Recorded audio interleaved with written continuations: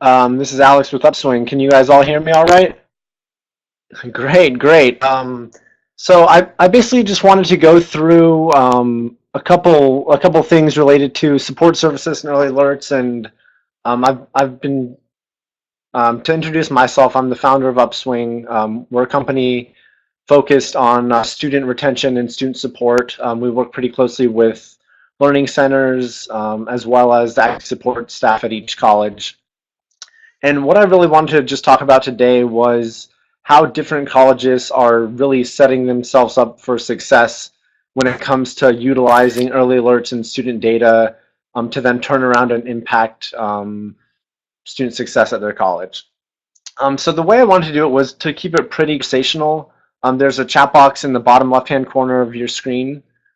So there'll be certain times during the webinar where I'll stop and ask questions or ask for input on certain things, and hopefully just turn it into more of a conversation than anything else.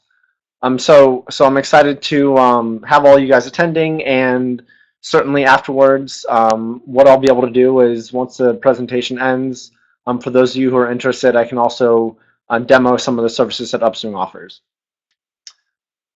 Okay, so without further ado, one of the things that we did recently was we attended the NCLCA conference up in Milwaukee, Wisconsin, and I did a similar presentation up there, and it was really good in terms of drumming up conversation around what are different learning centers, what are different colleges doing around the country when it comes to engaging students. And kind of resoundingly, people got back to me with questions around student data and really this shift from just offering services to beginning to take some of the insight from those services and really do things with that.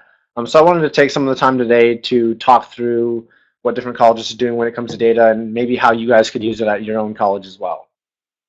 Okay, so one of the really important things and kind of an altruism is the fact that real-time data, especially when used in an academic setting, can be very insightful and also very predictive.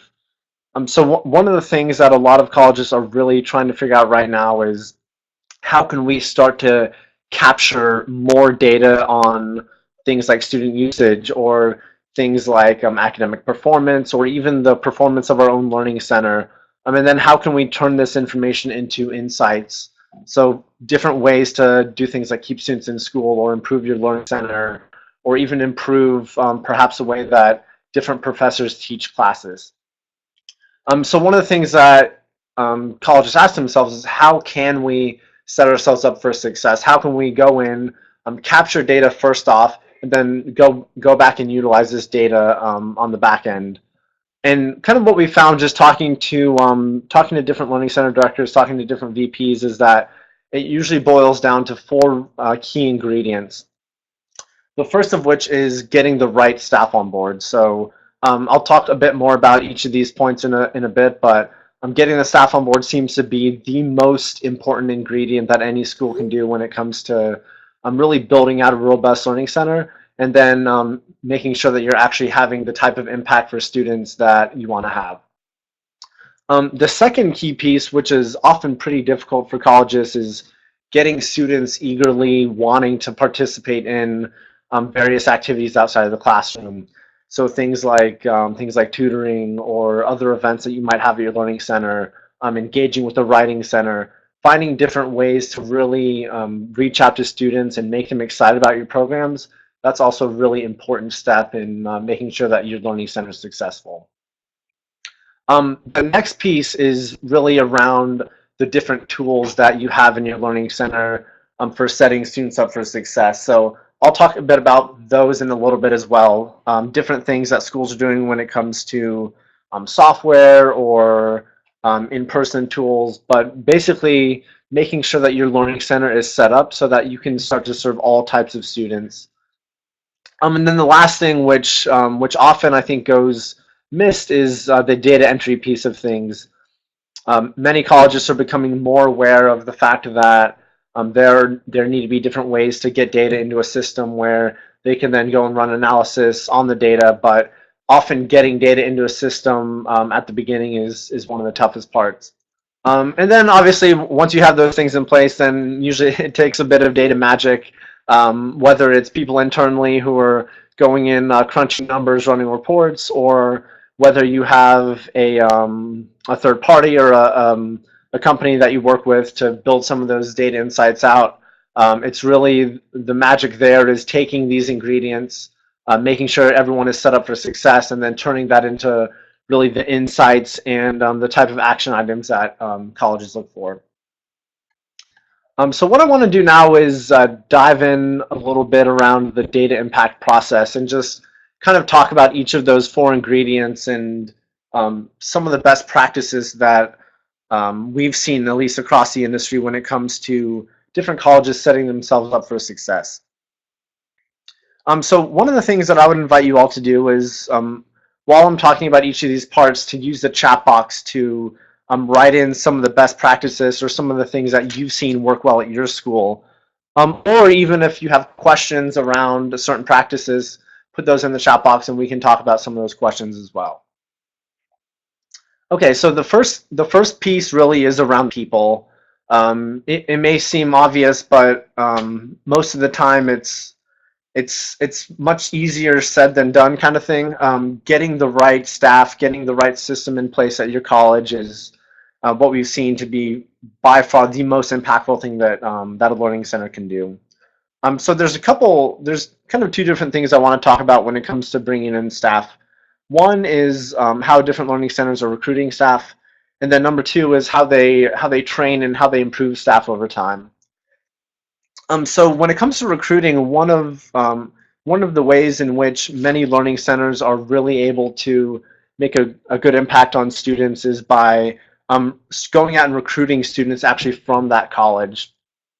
So whether it's a peer tutor or whether it's a recent graduate, what different learning centers have found is that by having someone who's been through the system, who's taken many of those courses that students are coming in and seeking help with, it's not only are they able to teach the material better, but they're able to relate it well to the students as well.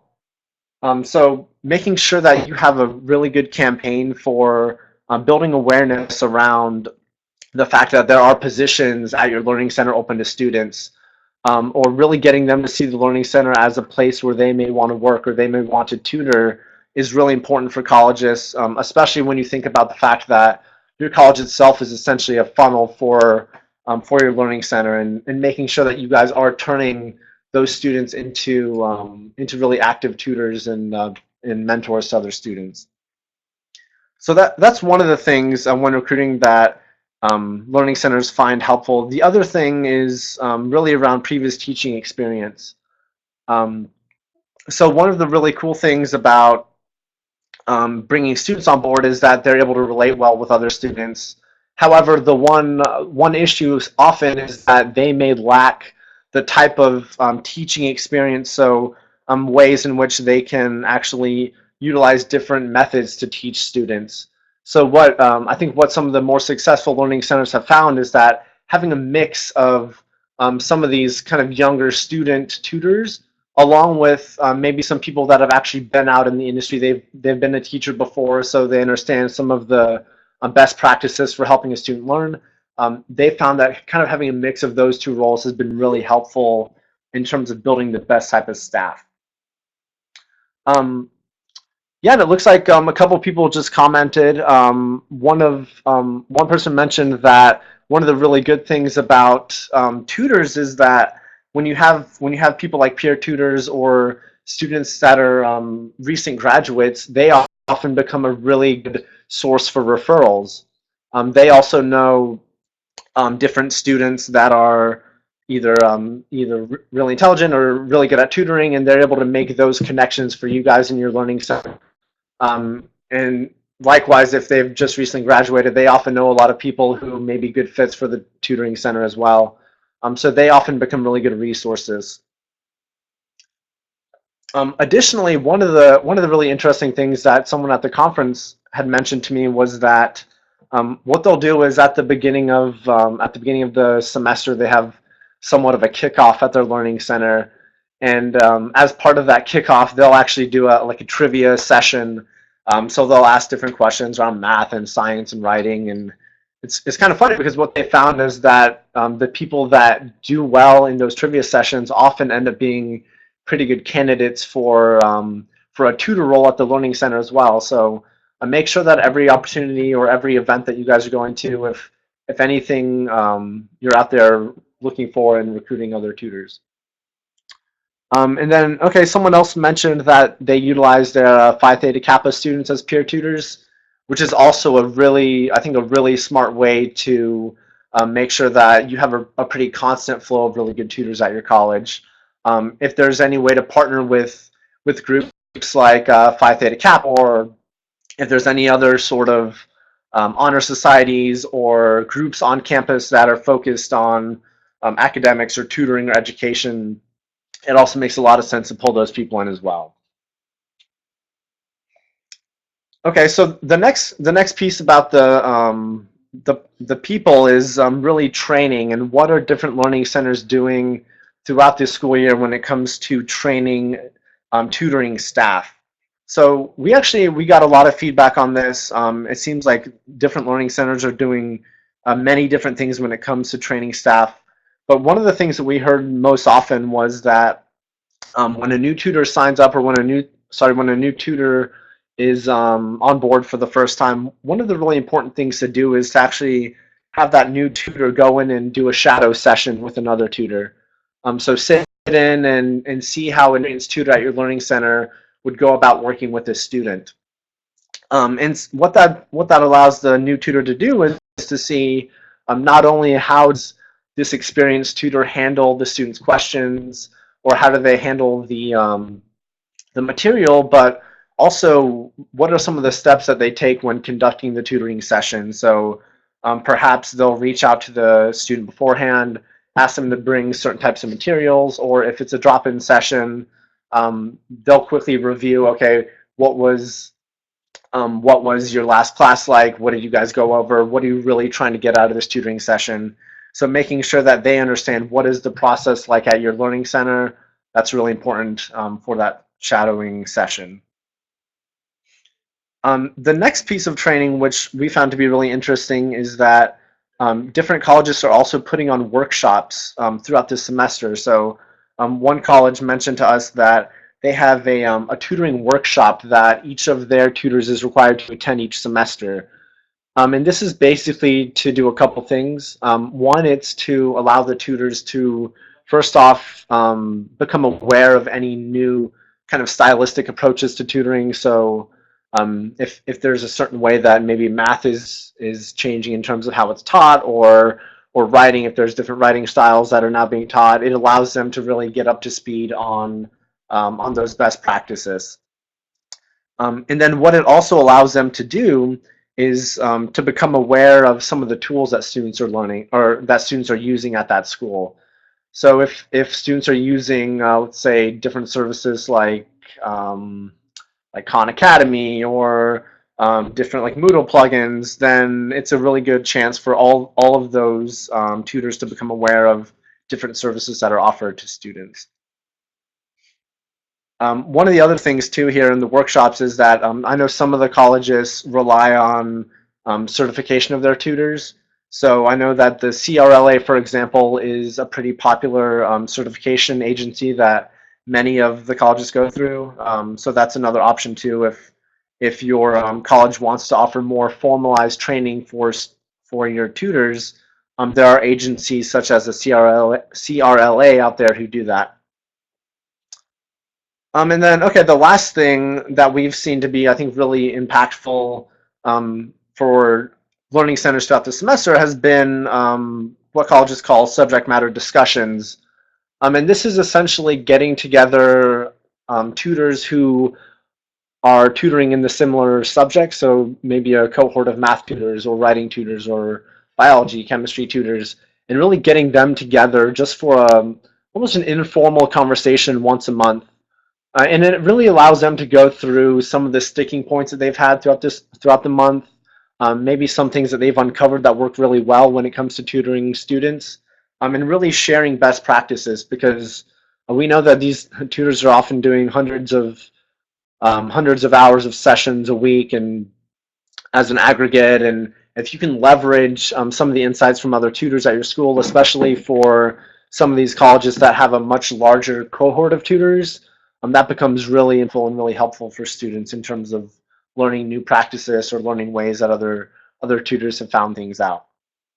Okay, have you guys found or have you guys experimented with any other types of training or kind of ongoing education for these tutors that I didn't hit on yet? Oh, great. Okay, so one person mentioned the development of a 4 credit course actually within their learning center, which is I think really cool. And I think it especially makes sense as you're beginning to see really more students become engaged in your learning center. If that doesn't seem to be an issue at your college, then going out and building a course or building different ways for students to get value outside of just the tutoring aspect makes a lot of sense.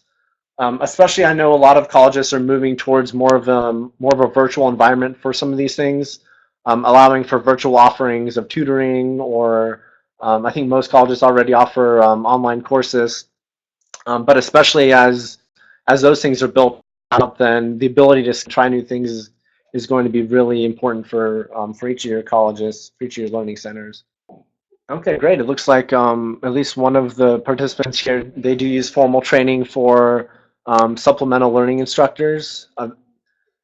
That's pretty interesting, and that's actually one of the ways in which we've seen some colleges make more faculty aware of the different learning center services offer. So I know that various learning centers are now beginning to offer like almost a course on what are the different pieces of the learning center and how can these instructors tell students about them, how can students utilize tutoring or the different aspects of the learning center. So I think that's a really good point as well, to at least offer some sort of training for instructors so that they can come in and familiarize themselves with your system. Okay, and someone else also asked about a PowerPoint. So we are recording this webinar, and we will gladly send it out to everyone afterwards as well. Okay, great. Yeah, and someone else just mentioned a different way to utilize peer tutoring. So again, hitting on that point of using some of those shadowing techniques of other tutors, but then also getting tutored by a peer that had previously taken and passed that course is important, especially when, again, learning centers are looking for different ways to really relate to students, and often using peers, especially ones that understand the course and maybe even that instructor are the ones doing the tutoring. That seems to be helpful. Great. Okay, so what I want to kind of break into next is around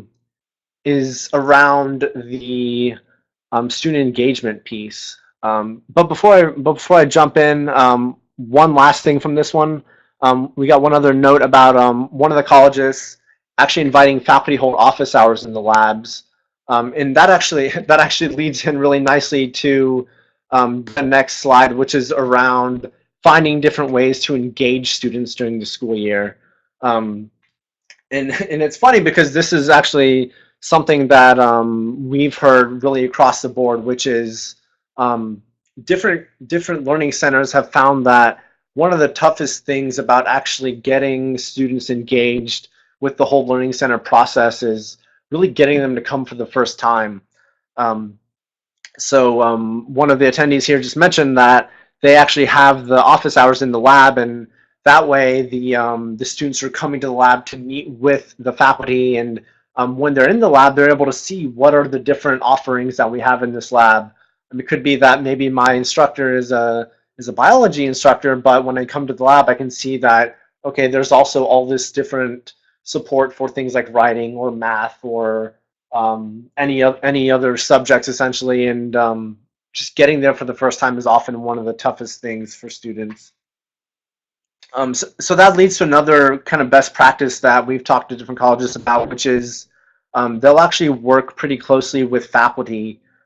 So building a strong relationship with faculty throughout this school year really seems to be one of the most important things that learning centers can do to begin engaging students. And one of the activities that these learning centers will do with faculty who are engaged is actually have the faculty take their class through a walkthrough of the learning center. So during the first week, perhaps right after they go through the syllabus, getting the faculty to actually say, okay, now we're going to take 15, 20 minutes, walk through the Learning Center, talk about how the Learning Center can support you in this course. That seems to be a really good way to kind of eliminate that first barrier of actually getting the student into the Learning Center for the first time, because now not only are they aware that, okay, these services exist, but they've been there with a faculty member already. They're comfortable, they're able to talk to Learning Center administrators and tutors while they're at the Learning Center and really see, okay, and start to imagine how can this really be a solution that I use during the school year. So there's definitely a couple ways in which getting students into the Learning Center early on during the semester ends up being much more impactful and saves you really a lot of time having to market during the rest of the school year. And then kind of on those same lines, a couple of different things that are pretty important, especially when it comes to faculty engagement that we've seen is first off, of course, doing that walkthrough, but then also being able to find a place in that instructor's syllabus. So what I mean by that is often instructors will put in at the end of their syllabus information around what students can do if they need additional support outside of regular classroom hours or outside of regular office hours. So making sure that there's a plugin for you guys, for your learning center at the end of that syllabus is really important. The instructors then can even put in some instructions on how to get to the learning center, your hours of operation, all that kind of stuff. And so that's important because, again, that's another touch point. Every student has their syllabus. Every student is usually instructed to go through the syllabus at the beginning of the year, and the more exposure you can get in there, the better it's going to be to start getting students engaged. And then another thing is really working with instructors on submitting more referrals for students to the Learning Center, but doing it in a way that it doesn't come off as only something that they want to do when they think the student might be failing the class, but making sure that making some more of these referrals early on in the semester, or maybe they have a conversation with the student might be confused or upset with the subject, making sure that they get to the student before they fail at an exam or before they're about to drop out, but really as early on in the semester as possible, getting some more of these referrals from instructors. That seems to be really important for building utilization in the Learning Center. And then the last thing really is around how different learning centers can engage with faculty. So we spoke with a couple of different learning center admins, and one of the things that they told us was that they've found that about 2 weeks or so, 1 to 2 weeks before the semester starts, seems to be about the time where instructors are beginning to put together their syllabus for that semester. So if you can reach out to them at that point in time, it seems to be kind of the right fit where they're still editing the syllabus, but it's not too early where they're going to talk to you and then forget about you. So just shooting them an email, making sure to follow up with them, telling them about some of the services that the Learning Center provides that they may not have been aware of, seems to be a really good way to begin getting engaged with those faculty members. And then let's see, so one other thing for engaging students that we've seen is that there are actually a couple learning centers that will put on an open house where they'll essentially have all their tutors in the learning center and maybe some stuff like free food or candy or a raffle just to get students into the learning center. And then that way it's really about, okay, how can we attach more students? How can we get them involved? How can we get them into the learning center? So that's, again, just another idea, another touch point that different colleges have done, and it also ends up being a really good way for students to go in and be able to meet tutors and hopefully find someone that they can see being someone to connect with throughout the semester, throughout the school year. So having those open houses is important too. It may cost a little bit of money if you're going to be offering food or a raffle or anything like that, but oftentimes it's worth it because it does result in a lot more engagement, not only out of students, but then also out of faculty members. So it's important that that this is the invitation is sent out not just to the students, but also to instructors as well. Okay, do you guys have any other input on in terms of what you guys are doing to engage students, things that may have worked well in the past, maybe some things that you've tried and they haven't worked as well? That's a good one. Popcorn Wednesday. So that's that's right. Students love food, especially college students are always looking for free food or just free things in general. So I think the more that learning centers can really relate to students with things like free food, or I know other learning centers will do things like have like dress up days, or different days in which they have different like themes at the learning center. That seems to be a really fun way to engage students and get them in the learning center, even if they aren't necessarily there to do tutoring. Um, Someone else had mentioned to me in the past that they'll do a movie night at their learning center. So they'll offer, they'll have movies playing on like a big projector, and they'll have, I don't know, 20, 30 students who will attend the movie night. And again, it's a way to get them in there, but they aren't necessarily just in there for tutoring. So it begins to really give the learning center more of a feeling of a place where students want to come to, just a place where they have to come to because they think they're going to fail out of their course, or they think they're going to do poorly on an assignment. Oh, great. Okay, yeah, someone else just mentioned the fact that they have their student success classes do a scavenger hunt. And part of the assignments go around campus and pick up campus resources, get flyers, and that ends up being a really good way for them to learn more about the resources. It's fun, gives them a chance to connect with their classmates, and they get a grade out of it, which is good too. So they do that. They not only are they familiar with services, but it's an easy grade for them at the beginning of the semester. Okay, it looks like someone else just wrote a note too about some, yeah, different game nights, basically hosting events throughout the semester. Some that are academic, some that are social, and then they mentioned an example: who wants to be a graduate, which is which is a really cool idea. Again, bringing students in there, making it more of a fun environment, but still kind of related to academics as well. And that could also go back to the one of the points earlier, which was around maybe finding someone who's better at trivia or better at some of these academic events, to be, maybe you reach out to them afterwards and say, hey, have you ever thought about tutoring, or have you ever thought about a different role within the Learning Center? So these events end up being able to play multiple roles, which is cool. Yeah, and then let's see, partnering with student government. I think that's a really cool idea. This person mentioned that the student government also has some money, so they're able to do things like put on some of these events. And um, I think, yeah, I think also partnering with different clubs is kind of a really good way to go about building more, like, I guess, organic awareness of the Learning Center. As you're partnering with clubs, doing different events, people are naturally just going to hear about the Learning Center, or maybe some of your faculty or staff are there to tell people about it too. So that's a really cool idea as well. Okay, that's yeah, that's really good feedback from everyone, and yeah, thank you everyone for participating. Let's see, it looks like one other person just mentioned that they're designing a scavenger hunt with some QR codes and um, with information about various support activities on campus, and that's another really cool way to, almost a different way to integrate or engage students with technology. They scan the QR code, it's uploaded automatically on their phone and stored so that they can then reference that in the future if they want to as well. So that's a really cool idea. Okay, the next thing, let's see, the next piece of the puzzle is more so around what are some of the different tools in which learning centers are engaging students. So what we've seen is that it really varies pretty significantly from school to school. You have some colleges that are multi-campus, very heavily driven by distance learning students, or students who may not necessarily be on that campus at a certain point in time.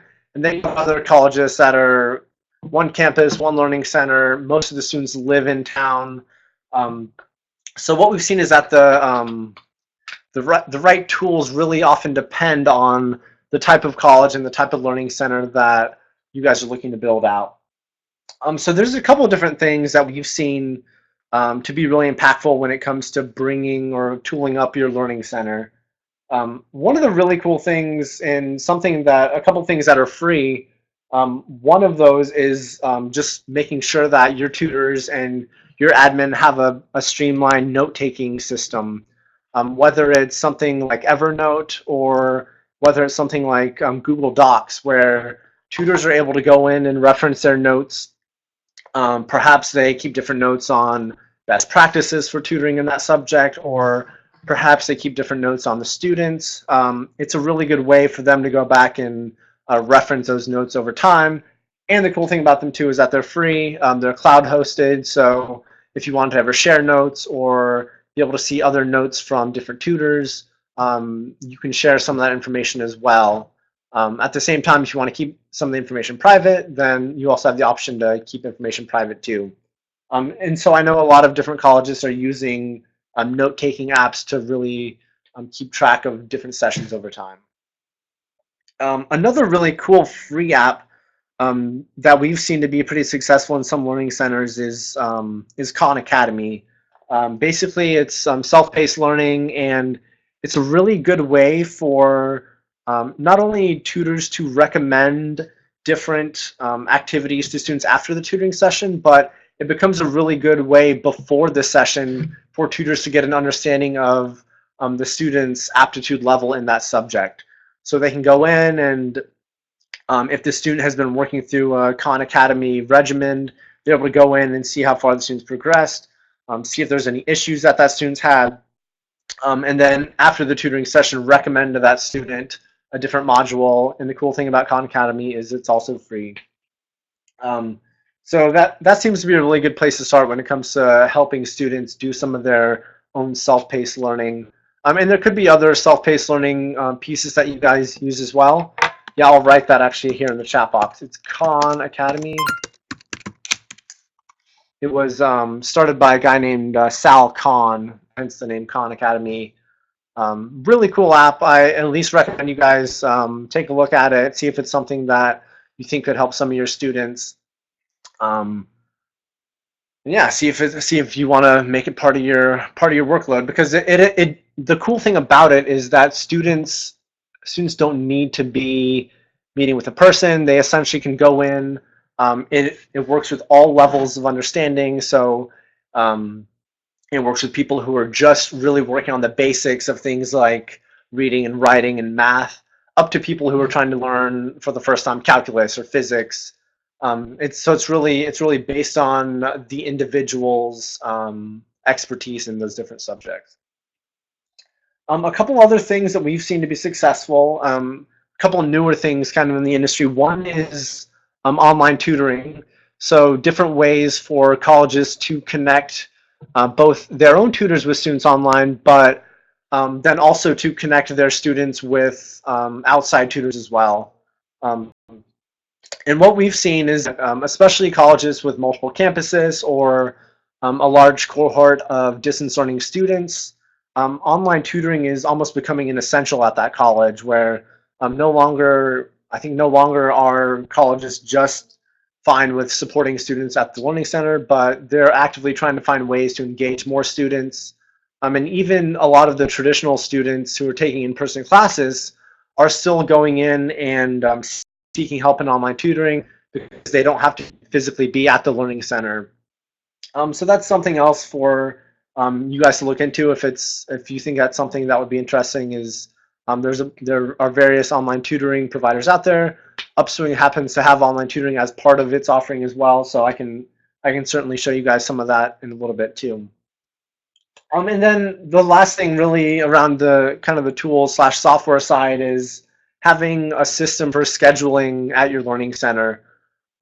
We've seen a couple of schools that are still using, if you'll believe, the kind of the pen and paper. You come to the learning center, you're signing in for the first time, you're requesting a session with one of the tutors, and it just it's not very scalable. It's not very user friendly, and it's not good for administrators when it comes to going back and being able to see all the data around how have different students connected with the Learning Center, how have different tutors done, what's some of the feedback from those tutors. So making sure that you have a good system for scheduling and allowing students to connect with tutors, whether it's a scheduled session or a drop-in session. That's also really important for the Learning Centers.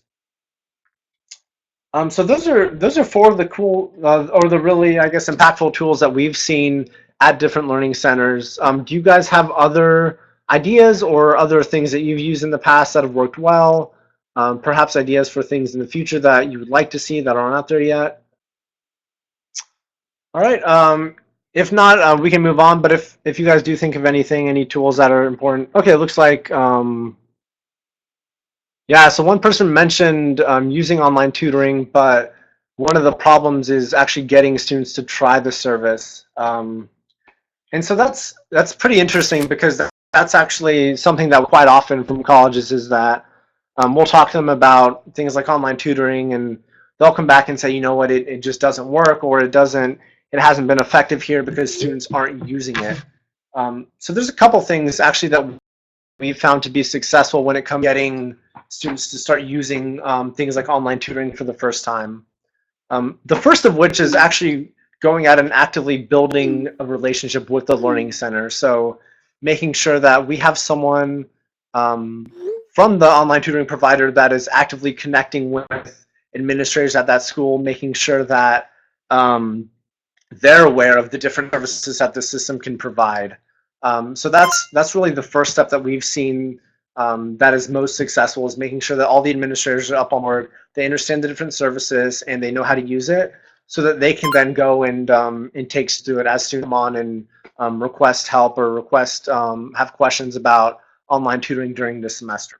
So that's kind of one thing that we found to be helpful. And with Upswing, we actually have a program called our HERO program, it stands for the Higher Education Retention Officer. And it's someone who's working specifically with each school to make sure that they're utilizing the system really up to its full potential, working with administrators to figure out if there's any new features they'd like to see, figure out if there's different kinds of marketing material we can provide them with. So we'll often work with colleges to do things, send them over branding that they can put on their website, work directly with the webmaster, go out and put out a press release, work with the college to write a press release to send that out at the beginning of the semester. But then also, I think one of the more interesting things that we found to work really well has been what we call the Campus Ambassador Program, which is essentially us going out and working with the Learning Center admin to identify a couple ways or a couple of different types of students that would be good campus ambassadors. And these are different students that are going out there demoing the different services that the Learning Center offers. One of them may be online tutoring. There could be other offerings as well. But what's really cool about that is that what we found is that students are then much more excited about utilizing the system if it's been communicated to them from another student. So they're now looking at the system as, okay, this is a system or this is a tool that our peers use, and so other students are using it. It must be a good service. It must make sense, and then that way they're able to ask that other student questions, and they're able to hear kind of firsthand what that student's experience is like. So there are a couple different ways in which you can build engagement during the beginning of the school year. You have to have a tutoring provider who is also active and willing to work with you to get some of those things up and running. Yeah, it looks like a couple of people here left a few other notes. Okay, yeah, it looks like someone else is having a problem with their tutoring provider smart thinking to get students using it. Something that we've heard kind of across the board is, and that, to be honest, that's one of the reasons why we wanted to build Upswing, and that's why we wanted to make something that was more engaging, more impactful for students, was because we were seeing that there were different solutions out there, but none of them were really impactful because of this specific reason, which was the school's buying it, but students aren't using it. So it ends up being money for the school, and it ends up being something that students just don't use. So they aren't traditionally as effective, but we've been working to really build that engagement and the model up. Okay, someone else mentioned analyzing data by hand, extremely time consuming, and that's so true. In fact, on the next slide, I actually want to talk a bit about different ways in which colleges are getting data recorded into their system, and then what are some of the reports or some of the things that schools are doing to then utilize this data. Is there a lot of by hand analysis being done, and if so, what are some ways in which you can eliminate that?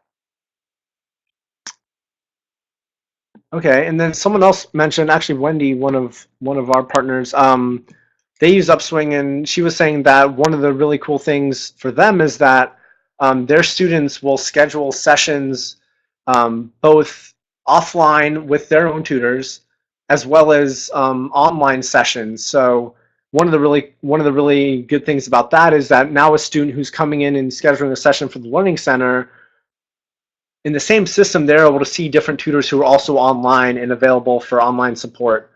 So it becomes a really good, almost a natural way to brand some of the online tutoring services that you offer, is by having students who come in and utilize the in-person tutoring sessions to do a lot of their scheduling through there too. And I know one of the good things for many of our partners is that they're able to actually allow their own tutors to do both in-person sessions scheduled through Upswing, as well as online sessions scheduled through Upswing. So it again becomes a system that is more flexible based on what some of the students' needs are, versus kind of the opposite, which is trying to push a system onto students without their really any sort of experience, or without any really good way to introduce it to them. And then just, I think one of the other things to hit on is just also the flexibility really begins to be seen by a student that can come in, and they can either elect to schedule an in-person session, or if that's intimidating, do a session online, or the other way around. If, let's say, the student isn't as comfortable with technology, they still have the option to schedule that in-person session. Okay, yeah, so there were a couple of questions around the queuing process that takes place. Um, so let's see, one person that they had used Smart Thinking for years, but they ended up leaving it because math students will only get help with one problem, and they would be put back in a queue, not customer friendly. Yeah, so that's something else that we've seen to be, I think, almost a pretty good differentiator, is actually allowing students to go in for the first time, if they are looking for a tutor, being able to see up front what do those tutors' profiles look like. So if I'm connecting with a tutor, I can go in and read about that tutor's experience, see who they are, see who their background is, so that it isn't students coming in, they're getting thrown in a queue, and it's kind of the first tutor grabs that student and they connect with them. It's, for us, it's really more about the relationship building, where the student is comfortable connecting with the tutor over time, over the course of the school year. They're building out a relationship with that tutor. In fact, we've seen, and I think one of the most interesting things is that about 90% of the time, when students are getting tutoring, they'll go back and they'll request a session with that exact same tutor. And it's because once they find someone they like, they want to make sure they're connecting with that person. That person is able to help them throughout the semester. So it really does become really impactful once they get into that groove of, okay, I know my tutor, I know I can come to that person once a week or once a month, and they'll be there to help me. And heck, they already understand, like, where am I coming from, what are some of my struggles in the past, and where did we go over things last time. Okay, and then the next question is around the Dropin Lab. Yeah, so one of the things that we allow for colleges to do is schedule in-person sessions as well. So you call that Dropin Lab. And basically the way that works currently is that students are able to go in and schedule sessions with different coaches for in-person. So what'll happen is all the student sessions will be put on that coach's calendar. So if a student drops into a lab, let's say that they come there and they haven't scheduled in advance, what they're able to do is go in, select which subject they're seeking help in, and they're able to then see all the different tutors that are available at that time slot. So if a student comes in at, let's say a little after 2, they're able to go in and look at the drop-in lab, see if there's any current sessions that they could sit in on, if you guys support group sessions. Or let's say that they can go in and see that a certain tutor isn't available until 2:15. They can go in, put in a request to get on that tutor's schedule for 2:15, and then jump into that session with the tutor once 2:15 hits. And the way that the tutor is notified is that whenever someone schedules a new session, the tutor will get an email notification. They'll also get an automatic notification on their Upswing profile if they're online. So there's a couple different ways in which they're notified when a Dropin Lab student comes on board. Yeah, you're welcome. And then one of the other pieces of that also is the ability for students to check in and check out of the Learning Center. So again, this is essentially for Learning Center admins who want to track the amount of time that students actually spend in the Learning Center. When they get there, often we'll work with colleges. Some of our colleges have like a tablet set up where a student comes in and when they're checking in the Learning Center, all they have to do is log into their Upswing profile on the tablet, click check in, and then the system automatically knows that the student is checked into the Learning Center. On the admin dashboard, the admin is able to see all the different students that are checked in, whether or not they may need to manually check a student out, so perhaps the student forgot to check out. The admins have that capability. And then once a student has checked out themselves, then the admin can also see the duration of time that that student spent in the Learning Center. So those are just a couple ways in which we're beginning to help different learning centers, especially when it comes to things like online tutoring or even the scheduling and completion of some of your in-person learning sessions as well.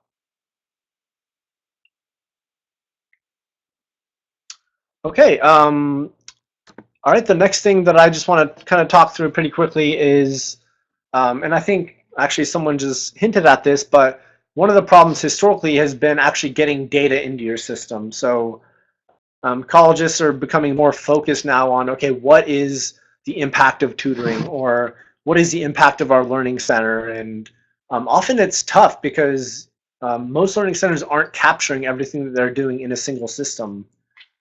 So there's a couple different ways in which we've seen different colleges approach this. The first way, again, going back to some more robust note-taking, so this isn't necessarily an automated approach, but it can be a great approach for a college that is wanting to begin working towards that automated approach to start off with. And that's basically getting tutors to input information to something like a note-taking app, or if there are surveys that your tutors take after their tutoring sessions are complete, making sure that they're going in, they're inputting information into those surveys so that you guys, the administrators, can go back afterwards and see all that information without having to go in and scrape through papers or scrape through individual forms. So finding different ways like that could be a really good start for colleges. The next step becomes really around more of the automated data collection. So I know, for example, there are a couple of different services that colleges use when it comes to student support, student retention.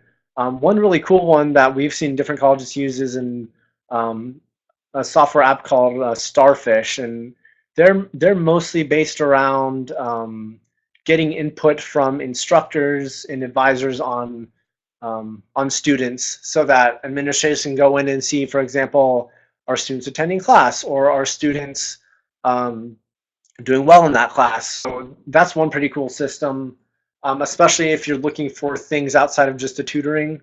Starfish seems to be doing a pretty good job on that. The second piece, though, is around automating some of the data collection when it comes to actually the activities in your learning center. And traditionally, one of the issues that we've seen has been that learning centers will have 3 or 4 different applications for running the learning center. Things like an application where students can just schedule in-person sessions, or a different app for checking in and out of the learning center, or a different app for doing actually the online tutoring piece of it. And what we really wanted to do was to really become more of a single stop for colleges to utilize, where they don't have to turn on Tutor Track and Smart Thinking and grades first, but they can just turn on Upswing, and all that data becomes aggregated into one single place, where as an admin you can then go back and see, for example, okay, how many students have logged in, to the Learning Center today, how many students have completed sessions, what is the feedback of those sessions. So really aggregating all that information so that you're not having to go and pull from all these different sources, but really having one place where everything's automated, everything's fully customizable, downloadable. We found that to be really, I think, one of the most important things that we can do for different learning centers is pull all this information together and give you guys an easy way to access and analyze that information. I don't know if you guys are doing other things when it comes to data recording or data reporting or storage, but I'd like to hear maybe what some of those things are as well. I know one of the things that often is a headache or problematic at some learning centers is just finding different ways to get referrals in. I know various states, the reimbursement laws are different, and some of them are dependent on faculty referrals. So if there's different ways that you guys are getting in referrals or handling those, I'd be interested in hearing that as well. Because that's something that we're currently looking into, is how can we help to automate some of that referral process so that not only are you guys able to get information about referrals, but students are able to get information from their instructors when they need a referral, versus having to go in and I think fill out the sheet of paper like they do currently.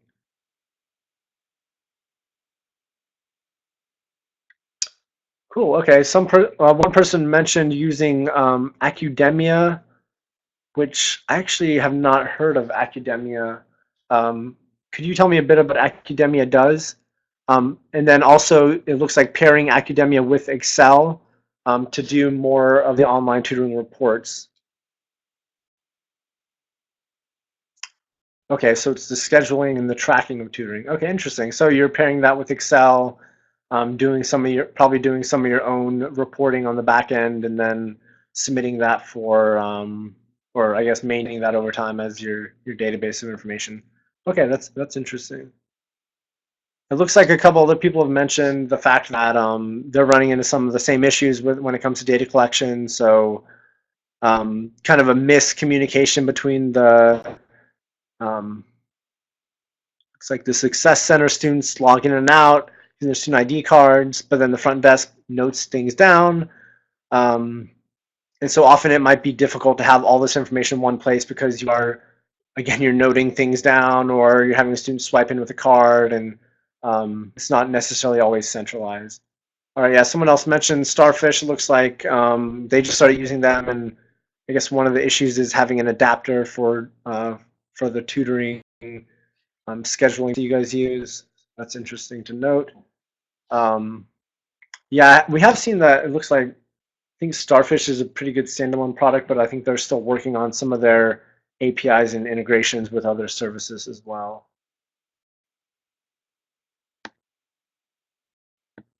Oh, great. Okay, so one other person mentioned the fact that they have a research team. Research team will pull the data, correlate it with GPA, and then go in and try to pull in some insights from how are students progressing over time, what's the correlation with the Learning Center. But like you mentioned, it doesn't capture all outcomes. Oh, you are the, someone else mentioned that they are the research team at their college, which I think is not uncommon. So yeah, for colleges, obviously with fewer people tasked with this, it becomes almost more important to have a single easy solution for accessing and viewing data over time. So that's kind of funny that you mentioned that, Deanna. Okay, so we can move along. I know we're running up on about an hour. I wanted to just quickly talk about some of the overlap or some of the ways in which utilizing tutoring services alongside data reporting can become really helpful for colleges. So obviously colleges, you guys are all using tutoring services, different types of tutoring services depending on, again, the type of school or the type of student that you're trying to serve. It kind of fits in a couple different categories. You have peer tutoring, faculty tutoring, often online tutoring, then professional tutoring, and often the trick is finding out what works best for your school. I know some colleges, they're using peer tutoring and it's working amazingly for them. There's other colleges that they strictly will use online tutoring. Most colleges, I think, end up using a mix of different types of tutoring, be it peer, professional, online, and faculty. But really finding that out and what works best for your college is important. There's different ways in which you can try some of these things out. Again, we talked earlier about how to recruit and kind of what kind of environment you want at your learning center. There's also, I know with some of the online tutoring providers, there's options to go in and do a pilot. For example, we offer a pilot program at the beginning of the spring semester for colleges that either haven't used online tutoring before or are using Upswing for the first time. So if you guys are interested in that pilot, that could be a good way for you guys to start things out with your learning center. And then the next thing is really around data reporting. Pretty similar, I think. I think there's a lot more new stuff going into the data reporting side of things. It seems like learning centers now are really interested in data reporting, but there hasn't yet really been a streamlined way for them to have the type of data and the type of reports that they want. That also can be broken down in a couple of different ways. You have real-time reporting, so this at the learning center is often seeing, for example, which students are completing tutoring sessions, which students are actually in the learning center, kind of that real-time view of the snap of your learning center. But then there are also some other things, other types of reporting that learning centers use pretty often. One would just be a periodic report. So this could be monthly or once a semester or once every couple months. And often this is going to be a higher level snapshot of your learning center. It'll tell you things around usage over time, kind of year-over-year breakdown. What are the different types of subjects and students that are coming to the learning center? And often these become more valuable, especially when you're talking to people up the chain, whether you're talking to your VP or even at the presidential level. They're often interested in, okay, what's the periodic snapshot? And then how does that relate to us saving the school money or supporting students better? So that becomes really important in that regard. Additionally, when it comes back to reporting end of year utilization in the learning center, that periodic reporting also becomes really important, especially if your learning center is tied to getting back funding based off of the number of students that have been served. And then the last two things, these are more so on a case-by-case basis, but custom reporting. So basically setting up certain queries so that you have different types of reporting that run over time. So whether it's, let's say you want to see all the different students that have scheduled a session, but they didn't show up for the session, there's different ways to customize those reports. Additionally, if you want to see a breakdown by student demographic or by the student enrollment, those are types of custom reporting that colleges do. And then lastly, you have manual reporting. So that this is more so the type of reporting where you pull everything into a spreadsheet. Maybe you are the data reporting arm or the data research team at your college, and it's some of the manual processes that each college goes through when it comes to assessing some of their reports with students. So the trick, obviously, and I think where different learning centers will find themselves to be successful is finding ways to really pair tutoring services with data reporting.